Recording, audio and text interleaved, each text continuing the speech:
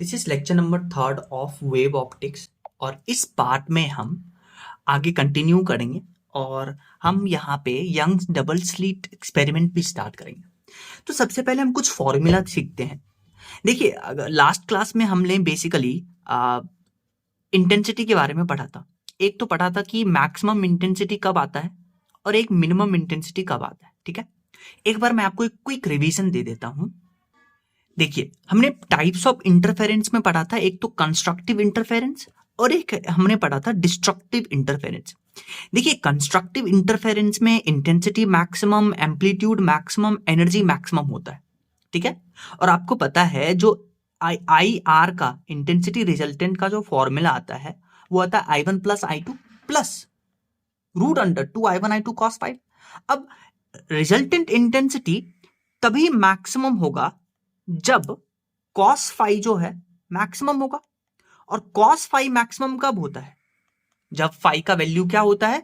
cos five का value होता है 1, तभी तो cos फाइव मैक्सिमम होगा। तो कंस्ट्रक्टिव इंटरफेरेंस में ये सब कम मैक्सिमम होता है जब फाइव 0 होता है, 2 पाई, 4 पाई, 6 पाई, यानी 2n पाई हो और n का वैल्यू 0, 1, 2।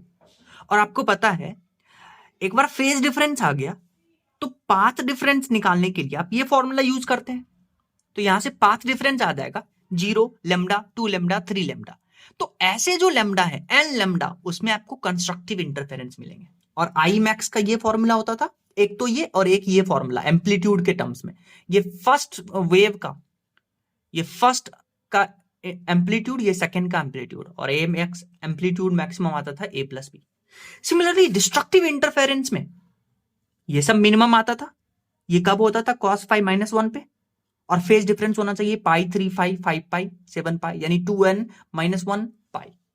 और पाथ डिफरेंस निकालने के लिए ये फॉर्मूला यूज करिएगा। और डिस्ट्रक्टिव इंटरफेरेंस कब आएगा?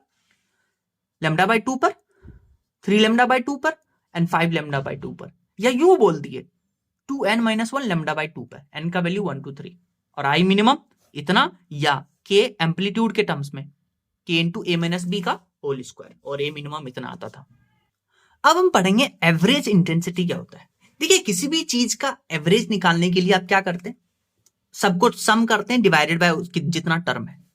तो यहां दो ही इंटेंसिटी है, एक तो आई मैक्स और आई मिनिमम, तो दोनों को सम करके डिवाइडेड बाय 2 करिए तो ये एवरेज आ जाएगा। तो आई मैक्स आप निकाल चुके हैं, इतना आता था, आई मिनिमम इतना, इन दोनों को ऐड करके डिवाइडेड बाय 2 करिए, इसको सॉल्व करिएगा तो आई एवरेज आ जाएगा I1 प्लस I2। ठीक है, नेक्स्ट जो टर्म आता है वो है आपके पास विजिबिलिटी। तो जो हमारे पास नेक्स्ट टर्म है दैट इज विजिबिलिटी। विजिबिलिटी का क्या मतलब है ये सुनिए। विजिबिलिटी का मतलब होता है कि इंटरफेरेंस में जो कॉन्ट्रास्ट शो करता है, कॉन्ट्रास्ट मतलब जिससे आप डिफरेंशिएट कर सकते हैं मैक्सिमम और मिनिमम, तो उसको बुलाते हैं विजिबिलिटी। तो ये क्या रिप्रेजेंट करता है? कॉन्ट्रास्ट इन इंटरफेरेंस पैटर्न। अच्छा, विजिबिलिटी का फॉर्मूला होता है I max minus I mean divided by I max plus I mean. और आई मैक्स अभी आप पढ़ के आए, आई मैक्स क्या होता है? आई मैक्स को आप लिखते हैं root under I1 plus root under I2 का होल स्क्वायर, और आई मीन को आप क्या लिखते हैं? Root under I1 minus root under I2 का होल स्क्वायर। तो ये वैल्यू आप यहां डालिएगा, दोनों माइनस करिएगा, ऐड करिएगा, तो आपके पास विजिबिलिटी का फॉर्मूला आ जाएगा 2 रूट अंडर I1 I2 अपन I1 प्लस I2, या 2 root under I1 upon I2 divided by I1 upon I2 plus 1। यहां से आप देखिए, अगर आप I1 अपन I2 का वैल्यू बढ़ाते हैं तो रूट के अंदर बढ़ाते हैं तो कम बढ़ेगा, लेकिन डिनोमिनेटर में ये बढ़ाते हैं तो विजिबिलिटी जो होगा वो डिक्रीज करेगा। ठीक है, तो I1 I2 बढ़ाते हैं, विजिबिलिटी डिक्रीज करेगा। I1 is not equal to I2, visibility will be less than 1। और मैक्सिमम विजिबिलिटी कब होगा? जब I1 और I2 बराबर हो, यानी I0 के बराबर है। तो आई मैक्स हो जाएगा इतना, I0, ये 4 I0, आई मिनिमम हो जाएगा 0, यहां वैल्यू रखिएगा तो आपके पास विजिबिलिटी आ जाएगा 100%। तो ये विजिबिलिटी का फॉर्मूला आपको याद होना चाहिए। ठीक है, ये याद कर लीजिए, उसके बाद ये तो निकल ही जाएगा। नेक्स्ट क्वेश्चन देखिए, इसमें आपको बोला है कि आई मैक्सिमम और आई मिनिमम का रेशियो आपको गिवन है 16:9। ठीक है, तो आपसे पूछा है ratio of intensity, ratio of amplitude और विजिबिलिटी। तो देखिए, आई मैक्स और आई मीन का आपको रेशियो गिवन है, तो यहां से आई मैक्स को लिख सकते हैं 16/9 आई मीन, और आई मैक्स आपको पता है कितना होता है, root under I one plus root under I two का होल स्क्वायर, और आई मीन होता है root under I one minus root under I two का होल स्क्वायर। तो ये 16/9 करेंगे, दोनों तरफ रूट लेंगे तो ये वैल्यू आपके पास आएगा, फिर इधर इसको मल्टीप्लाई करेंगे, इधर इसको मल्टीप्लाई करेंगे, फाइनली सॉल्व करके 49:1 आएगा। तो ये आ गया ratio of intensity. Ratio of amplitude कैसे निकालेंगे? हाँ, अभी आप पढ़ के आए हैं कि आई मैक्स होता है के इंटू ए प्लस बी का होल स्क्वायर, ये एम्पलीट्यूड है, और आई मिनिमम को लिखते हैं के इंटू ए माइनस बी का होल स्क्वायर। तो यहां से देखिए के से के खत्म, आई मैक्स अपॉन आई मीन किसके बराबर है, 16:9, दोनों तरफ स्क्वायर रूट लेंगे तो यह आ जाएगा a plus b upon a minus b 4/3। तो यहां से बेसिकली हम इसको आप इधर मल्टीप्लाई कर दीजिए, इसको इधर मल्टीप्लाई कर दीजिए, फिर सॉल्व कर लेंगे। फिर नेक्स्ट है विजिबिलिटी। विजिबिलिटी का फॉर्मूला मैंने आपको बताया था, I max minus I mean divided by I max plus I mean. Very important, ये आपको याद होना चाहिए, विजिबिलिटी का फॉर्मूला। तो आई मैक्स देखिए ये रिलेशन से आई मीन के टर्म्स में लिखेंगे, आई मीन के टर्म्स में लिखेंगे, आई मीन यहां से कॉमन आएगा, वो खत्म, फिर विजिबिलिटी आ जाएगा। नेक्स्ट क्वेश्चन देखिए, इसमें आपको विजिबिलिटी पूछा है कब, जब I max upon I minimum 9/4 हो, I one upon I two 3/4 हो, और एम्पलीट्यूड का रेशियो 4/1। ध्यान से सुनिए, देखिए विजिबिलिटी का ये फॉर्मूला आपको पता है, I max minus I mean divided by I max plus I mean. तो आप यहां से आई मैक्स आई मीन के टर्म्स में निकाल सकते हैं। क्या होगा, आई मैक्स यहां से हो जाएगा आपके पास 9/4 आई मीन, ये लिख सकते हैं। तो आई मैक्स के जगह पे 9/4 आई मीन लिखिए, आई मीन कॉमन आ जाएगा, तो विजिबिलिटी आपके पास एक तो इतना आ गया, कब, जब ये लेते हैं। फिर आपके पास है I one upon I two. तो मैंने आपको बताया था विजिबिलिटी एक तो आई मैक्स और आई मीन के टर्म्स में ये आता था फॉर्मूला, और एक इंटेंसिटी 1 और 2 के टर्म्स में ये फॉर्मूला आता था, visibility equal to 2 root under I one upon I two divided by I one upon I two plus 1। तो यहां से I one upon I two 3/4 है, तो ये रखिएगा वैल्यू, आपके पास विजिबिलिटी आ जाएगा। ठीक है, नेक्स्ट देखिए, आपको एम्पलीट्यूड दिया है, एम्पलीट्यूड का रेशियो दिया है। तो अब देखिए एम्पलीट्यूड का रेशियो दिया है, आपको पता है आई वन लिखते हैं के ए स्क्वायर और आई टू लिखेंगे के बी स्क्वायर, क्योंकि आप आई मैक्स लिखते हैं के ए प्लस बी का होल स्क्वायर। ठीक है, तो ये आई मैक्स है, और आई मैक्स आपको पता है root under I one plus root under I two का होल स्क्वायर होता है। तो यहां से आप करिएगा तो आपके पास यही आ जाएगा के ए स्क्वायर अपॉन के बी स्क्वायर, तो डायरेक्ट याद रखिएगा। तो यहां से देखिए के से के खत्म, I one upon I two निकालना है, तो यहां से देखिए A square upon B square का होल स्क्वायर वो आपको गिवन है, तो I one upon I two आ गया 16:1। एक बार I one upon I two आ गया तो वापस से यही फॉर्मूला यूज करके हम विजिबिलिटी कैलकुलेट कर लेंगे। तो ये वेरी इंपॉर्टेंट है कि एम्पलीट्यूड का रेशियो दिया है तो इंटेंसिटी का रेशियो कैसे निकालेंगे, कैसे निकालेंगे। हाँ, आप क्या करिए, जो आपको वैल्यू गिवन है, ध्यान से सुनिएगा, एम्पलीट्यूड का रेशियो गिवन है, आपको इंटेंसिटी का रेशियो निकालना है, तो क्या करिए, जो आपको वैल्यू गिवन है उसका स्क्वायर कर दीजिए, आपके पास इंटेंसिटी का रेशियो आ जाएगा, सिंपल सी बात है। नेक्स्ट क्वेश्चन देखिए, इसमें आपको बोला है कि in interference resultant intensity varies 5% of average intensity, find out amplitude ratio of superimposed wave. तो एम्पलीट्यूड का रेशियो आपको बताना है, और आपको क्या बोला है कि intensity varies 5% of average intensity. मान लेते हैं एवरेज इंटेंसिटी आपको आई नॉट है, वेरीज का मतलब कि जो इंटेंसिटी होगा वो आई नॉट प्लस 5% होगा या आई नॉट माइनस 5% होगा, यानी एक आपको आई मैक्स गिवन है, एक आपको आई मैन गिवन है। तो आई मैक्स क्या लिखेंगे, इनिशियल एवरेज और उसका 5% प्लस 5% मतलब 5 आई नॉट अपॉन 100, तो आई मैक्स आ गया इतना। फिर I mean I not minus 5% of I not, तो ये आ जाएगा इतना। तो आई मैक्स और आई मीन आ गया, तो एक बार आई मैक्स और आई मीन आ गया, आपसे एम्पलीट्यूड का रेशियो पूछा है, तो आई मैक्स को क्या लिखते हैं आप, के ए प्लस बी का होल स्क्वायर, और आई मीन को क्या लिखते हैं, के ए माइनस बी का होल स्क्वायर। तो यहां से देखिए दोनों तरफ रूट लीजिएगा, तो के से के खत्म, तो ये आ जाएगा इतना। तो यहां से आप इसको अंदर मल्टीप्लाई कर सकते हैं, तो आपके पास आंसर आ जाएगा।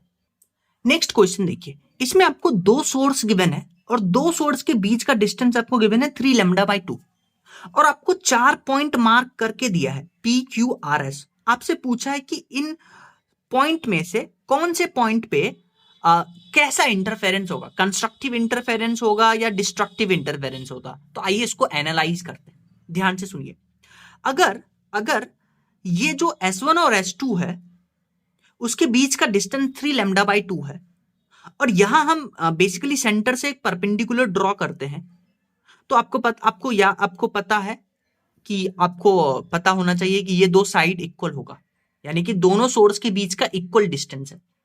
अगर ये दो साइड इक्वल है और ये परपेंडिकुलर इस ट्राइंगल में कॉमन है, तो ये साइड भी इक्वल होगा, ये साइड भी इक्वल होगा, ठीक है। यानी कि इससे क्या मतलब हुआ, इससे मतलब हुआ अगर आप यहां पे पाथ डिफरेंस निकालते हैं तो इसका भी पाथ सेम है, इसका भी पाथ सेम है, क्योंकि इक्वल डिस्टेंस है। अगर पाथ सेम है तो दोनों को सब्सट्रैक्ट करिएगा तो वो 0 आएगा, और जब भी 0 आता है तो वो कंस्ट्रक्टिव इंटरफेरेंस होता है, ये आपको पता है। अरे पाथ डिफरेंस अगर 0 आए, ठीक है, एन लेमडा आए, 0 आए, लेमडा आए, 2 लेमडा आए, 3 लेमडा आए, वो 0 लेमडा, 2 लेमडा, 3 लेमडा, तो वो कंस्ट्रक्टिव इंटरफेरेंस होता है, ठीक है। सिमिलरली जो आर पॉइंट है, यहां भी देखिए ये डिस्टेंस सेम है तो ये दोनों भी इक्वल हो जाएगा, तो यहां भी पाथ डिफरेंस 0, यानी यहां भी कंस्ट्रक्टिव इंटरफेरेंस आएगा। तो यहां दो पॉइंट तो हम बात कर लिए कि जो परपेंडिकुलर है, यानी कि दो कोहेरेंट सोर्स का जो मिनिमम पाथ डिफरेंस आता है वो 0 आता है, और वो कहां आएगा, परपेंडिकुलर डिस्टेंस पे। ये समझ में आया। फिर हम बात करते हैं Q और S पॉइंट की, ठीक है। अब ध्यान से सुनिए, इस Q की बात करिए तो Q पे क्या होगा, इसका इससे कुछ डिस्टेंस और इसका इससे कुछ डिस्टेंस, ये पूरा डिस्टेंस, ठीक है।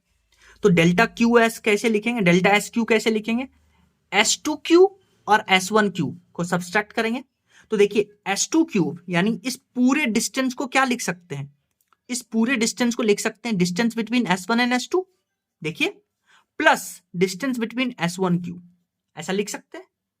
तो देखिए, और माइनस करेंगे S1Q के साथ में, तो देखिए S1 और SQ खत्म, तो यहां से देखिए जो डेल्टा SQ आ जाएगा वो S1 S2 के बराबर आ जाएगा। मतलब इन दोनों का जो पाथ डिफरेंस होगा Q का, वो इन दोनों के डिस्टेंस के बराबर है 3 लैम्डा बाई 2 के, और आपको पता है 3 लैम्डा बाई 2 आता है तो उसको डिस्ट्रक्टिव इंटरफेरेंस बुलाते हैं, ठीक है। सिमिलरली इस दोनों के बीच का जो पाथ डिफरेंस होगा वो भी बेसिकली क्या होगा, यहां से इस पॉइंट का, एस पॉइंट का भी जो पाथ डिफरेंस होगा, इसका यहां से, इसका यहां से, यानी ये पूरा डिस्टेंस माइनस ये डिस्टेंस, यानी S1S माइनस S2S, और S1S को क्या लिख सकते हैं इस पूरे को, S1 S2 का डिस्टेंस प्लस S2S का डिस्टेंस और माइनस S2S, तो ये खत्म, और S1 S2 यानी 3 लैम्डा बाई 2। यानी कि यहां से हमने क्या सीखा कि अगर आपके पास दो सोर्स है तो जो परपेंडिकुलर डिस्टेंस है यहां पे इंटेंसिटी 0 आएगा और वो कंस्ट्रक्टिव इंटरफेरेंस होगा, मिनिमम होगा। और जो बेसिकली है, ये जो है एक्सिस पे इंटेंसिटी जो होता है वो मैक्सिमम आता है, और वो इक्वल होता है the path difference distance between S1 and S2। और हमेशा याद रखिएगा कि जो परपेंडिकुलर डिस्टेंस है यहां पे आपको हमेशा कंस्ट्रक्टिव इंटरफेरेंस मिलेगा, इररेस्पेक्टिव कि S1 S2 के बीच में कितना डिस्टेंस है, ठीक है। और एक्सिस पे आपको बेसिकली जो इंटरफेरेंस है वो डिपेंड करेगा डिस्टेंस बिटवीन सोर्स क्या है, ठीक है। अगर अभी 3 लैम्डा बाई 2 था तो डिस्ट्रक्टिव इंटरफेरेंस होगा, मान लीजिए 3 लैम्डा हो गया तो कंस्ट्रक्टिव इंटरफेरेंस होगा। सो यहां से हम याद रख सकते हैं कि around the coherent source minimum path difference is 0 and present on perpendicular bisector line, ठीक है। Maximum path difference is equal to distance between source and is present on axis of source, and on perpendicular bisector line interference is always constructive, it is independent from distance between source, and on axis of coherent source types of interference depend on distance between source, ठीक है। अब जैसे इस question को देखिए, इसमें आपको बोला है कि S1 और S2 सोर्स के बीच का डिस्टेंस है 3 लैम्डा, ठीक है, यानी कि जो एक्सिस का डिस्टेंस आपको गिवन है 3 लैम्डा। आपको बोला है कि जब एक चक्कर लगाएंगे तब आपको बताना है कि कितना मैक्सिमम इंटेंसिटी ऑब्जर्व हुआ है, कितना मैक्सिमम ऑब्जर्व हुआ है। तो देखिए ध्यान से, जो परपेंडिकुलर लाइन होगा वहां पे इंटेंसिटी 0 होगा और ये मैक्सिमम होगा, यहां हमेशा कंस्ट्रक्टिव इंटरफेरेंस होगा, तो ये दो मैक्सिमम मिल गए। फिर आप देखिए कि ये जो पॉइंट है यहां क्या होगा 3 लैम्डा, यहां का जो इंटेंसिटी होगा वो इन दोनों के बीच का डिस्टेंस होगा 3 लैम्डा, और सिमिलरली यहां पे 3 लैम्डा। तो हमें 2 पॉइंट मिल गए एक क्वाड्रेंट में, एक सर्किल का एक क्वाड्रेंट में 2 पॉइंट मिल गया, यानी 0 से 3 लैम्डा। आपको पता है 3 लैम्डा मैक्सिमम होता है, n लैम्डा मैक्सिमम होता है। तो 0 से 3 लैम्डा जाने में कितना जाएगा, 0 लैम्डा 2 लैम्डा 3 लैम्डा, और फिर 3 लैम्डा से यहां 0 जाने में 2 लैम्डा लैम्डा 0, और फिर 0 से 3 लैम्डा जाने में लैम्डा 2 लैम्डा। ये सारे मैक्सिमम है। तो एक तो तरीका आप इसको काउंट कर लीजिए। एक तरीका क्या है, आप एक क्वाड्रेंट को पकड़िए, एक क्वाड्रेंट को पकड़िएगा तो एक क्वाड्रेंट में देखिए आपको 2 मैक्सिमम मिल रहे हैं। एक क्वाड्रेंट में कितने मैक्सिमम मिल रहे हैं, 2 मैक्सिमम। और क्वाड्रेंट एक सर्किल में 4 होता है, तो 4 इंटू 2 2 मैक्सिमम मिल रहे हैं, प्लस यहां पे देखिए कि सारे पॉइंट पे कितने मैक्सिमम है। तो यहां कितने मैक्सिमम है, 1 2 3 4, तो यहां पे +4 करेंगे तो 8 + 4 दैट विल बी 12 मैक्सिमम आपको मिलेंगे। और जितना मैक्सिमम उतना ही मिनिमम होगा, क्योंकि maximum minimum maximum minimum maximum minimum maximum minimum, तो जितना मैक्सिमम उतना मिनिमम। जैसे नेक्स्ट क्वेश्चन देखिए, इसमें आपको बोला है कि अब जो दोनों सोर्स के बीच का डिस्टेंस है वो है 9 λ/2। 9 λ/2 है दोनों सोर्स का बीच का डिस्टेंस। तो ये दोनों पॉइंट जो है इसका भी 9 λ/2 हो जाएगा, 9 λ/2, क्योंकि अभी हम प्रूव करके आए हैं कि जो एक्सिस पे पॉइंट होता है उसका जो पाथ डिफरेंस होता है वो वही होता है जो इन दोनों के बीच का डिस्टेंस है, यानी 9 λ/2 9 λ/2। और यहां जो परपेंडिकुलर एक्सिस परपेंडिकुलर लाइन है यहां तो 0 होगा मैक्सिमम, ठीक है, यहां 0 होगा। इतना समझ में आया। अब देखिए 9 λ/2 यानी कि करीब करीब 4.5 लैम्डा। तो 0 से 4.5 लैम्डा आई है, तो उसके बीच में कौन कौन लाई करेगा, लैम्डा 2 लैम्डा 3 लैम्डा 4 लैम्डा, इससे ज्यादा नहीं हो सकता, ठीक है। तो देखिए ध्यान से, और फिर यहां पे अब आप देखिए अगेन यहां सिमिलरली क्या होगा, 4 लैम्डा या 4.5 lambda, again 4 lambda 3 lambda 2 lambda lambda 0, फिर बढ़ेगा। तो आप एक क्वाड्रेंट को पकड़िए, एक क्वाड्रेंट में देखिए कितने मैक्सिमम आ रहे हैं, 1 2 3 4, क्योंकि n लैम्डा सारे मैक्सिमम है तो 4 मैक्सिमम है, प्लस 4 क्वाड्रेंट है तो 4 इंटू 4 प्लस। अब देखिए यहां कितना मैक्सिमम है, 1 2, क्योंकि ये दोनों मिनिमम होगा, 4.5 मिनिमम, तो +2, तो कितना आ गया 18। अब देखिए नेक्स्ट आपको बोला कि दोनों सोर्स के बीच का डिस्टेंस है 27/2, 27/2, तो ये दोनों पॉइंट क्या हो जाएगा 27/2 लैम्डा, 27/2 लैम्डा मतलब 13.5 लैम्डा के अराउंड, ठीक है। और यहां पे 0 यहां पे 0, तो 13.5 0 से 13.5 लैम्डा आइए, तो यहां से लैम्डा से 13 लैम्डा चलना पड़ेगा, यानी 13 गैप है। तो एक क्वाड्रेंट में 13 मैक्सिमम होगा, इंटू 4 क्वाड्रेंट होते हैं, प्लस यहां मैक्सिमम कितना है 2 ही, क्योंकि ये दोनों तो मिनिमम होगा, 27/2 लैम्डा मिनिमम होता है, तो 2 लैम्डा हुआ, क्योंकि 2 मैक्सिमम हुआ, तो यहां से आ जाएगा 54। सिमिलरली आपको बोला कि दो सोर्स के बीच का डिस्टेंस है 67/4 लैम्डा, यानी ये दोनों पॉइंट का भी हो जाएगा 67.4 लैम्डा। 67.4 लैम्डा मतलब 16 पॉइंट समथिंग, यानी 0 से 16 पॉइंट समथिंग, तो लैम्डा से 16 लैम्डा जाएंगे, तो कितना आ गया 16। एक में 16 है, ऐसे 4 क्वाड्रेंट होते हैं, प्लस कितना मैक्सिमम आ रहा है इन सब क्वाड्रेंट पे, ये तो मिनिमम आएगा क्योंकि फ्रैक्शन में है, तो 1 2, तो 16 इंटू 4 + 2 यानी 66। ऐसे ही आप क्वेश्चन सॉल्व करिएगा। नेक्स्ट क्वेश्चन देखिए, इसमें आपको बोला है कि अब जो दो कोहेरेंट सोर्स है इसके बीच का जो डिस्टेंस है वो 3 लैम्डा है, और ये y एक्सिस पे है कोहेरेंट सोर्स, और ऑब्जर्वर जो है वो x एक्सिस पे मूव कर रहा है। तो आपसे पूछा है number of maximum detect bye observer, ठीक है। तो अगर सोर्स y एक्सिस पे है तो ये जो y एक्सिस पे होगा ये डिस्टेंस और ये डिस्टेंस, ये पॉइंट, वो 3 लैम्डा हो जाएगा, ठीक, समझ में आया। क्योंकि जो जहां सोर्स होता है उसके एक्सिस पे जिस पॉइंट को भी आप चूज करिए वो डिस्टेंस उतना ही होता है जितना सोर्स के बीच का डिस्टेंस होता है। और ऑब्जर्वर आप देखिए एक्स एक्सिस पे मूव कर रहा है, ठीक है। तो यहां से देखिए इंफिनिटी, फिर 0, अब 0 से 3 लैम्डा जाना है, तो 0 लैम्डा 2 लैम्डा 3 लैम्डा, फिर यहां से यहां जाएगा तो 2 लैम्डा लैम्डा 0, तो कितना आया 1 2 3 4 5 6 7, तो 7 मैक्सिमम आएगा, 7 बार मैक्सिमम आएगा। नेक्स्ट हम बात करते हैं यंग्स डबल स्लिट एक्सपेरिमेंट। इसमें क्या करते हैं, एक सोर्स लेते हैं और दो स्लिट लेते हैं, दो स्लिट लेते हैं ओपनिंग, ठीक है, और दोनों स्लिट के बीच का डिस्टेंस स्मॉल डी बुलाते हैं और स्लिट और स्क्रीन के बीच का डिस्टेंस हम कैपिटल डी बुलाते हैं, ठीक है। अब आप ध्यान से सुनिए, इस सोर्स से जो लैम्डा निकलेगा वेवलेंथ, ये लैम्डा अगर ये जो स्लिट है उसका विड्थ दोनों अगर बराबर है, लगभग इक्वल है, तो यहां डिफ्रैक्शन फेनोमेना मिलता है। अगर सोर्स से आने वाला लैम्डा वो विड्थ से ज्यादा हो गया तो यहां रिफ्लेक्शन होगा, ठीक है। और अगर लैम्डा इस विड्थ से कम हो गया तो यहां रेक्टिलिनियर प्रोपगेशन ऑफ लाइट होगा, लाइट सीधा पास कर जाएगा, ठीक है। अब आप ध्यान से सुनिए, यहां पे अगर बेसिकली स्लिट का विड्थ W1 है तो यहां इंटेंसिटी I1 होगा, और यहां पे स्लिट का विड्थ W2 है तो यहां इंटेंसिटी I2 होगा। यानी कि जितना ज्यादा स्लिट होगा, जितना ज्यादा यहां पे ओपनिंग होगा, उतना ज्यादा लाइट का इंटेंसिटी जाएगा। यानी intensity of light will be directly proportional to width of the slit. यहां से एक रेशियो आएगा I1/I2 इक्वल टू W1/W2, ठीक है। I क्या है, इंटेंसिटी ऑफ लाइट, W क्या है, width of the slit, small d क्या है, distance between the slit, capital D क्या है, distance between slit and screen, ठीक है। अब मान लेते हैं ये दो सोर्स से लाइट निकला और एक P पॉइंट पे पहुंचा, हम पाथ डिफरेंस कैलकुलेट कर रहे हैं, और ये है सेंटर ऑफ द स्क्रीन, ये जो कैपिटल ये है स्क्रीन है और ये स्क्रीन का सेंटर। तो y डिस्टेंस पे ये P पॉइंट पे हम पाथ डिफरेंस कैलकुलेट करना चाहते हैं। तो ये जो P पॉइंट पे पाथ डिफरेंस होगा वो S2P माइनस S1P होगा, और ये मान लीजिए सेंटर से जो एंगल है वो थीटा है, तो ये आ जाएगा y/D।